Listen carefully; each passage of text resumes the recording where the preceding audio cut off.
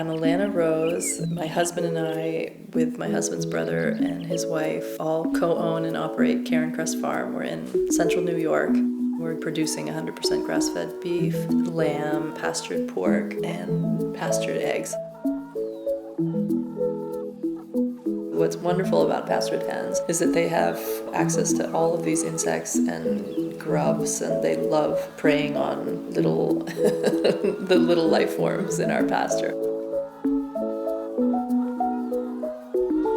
The color of the yolks of the hens that are raised truly on pasture is just so rich and dark and more nutritious because, colors equal vitality and vitamins and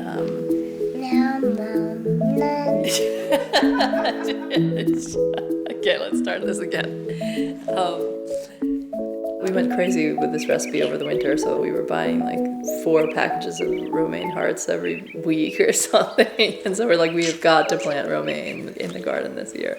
I'd read about grilled romaine, but the pictures I had in my head when I thought about heating lettuce were just like soggy, limp. That never seemed appealing. But then this winter, sometimes the only green thing I could find at the store were these big romaine hearts. So I decided I would just do it. And then when I tasted them, there was so much more going on than I expected. It's partly the caramelized butter, but then the artichoke flavor, just the complexity of what was there after so little effort on my part.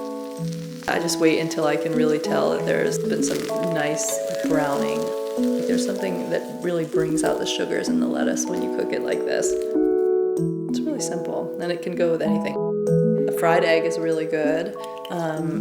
Any number of things, like a buttermilk dressing, toasted pecans or walnuts or something.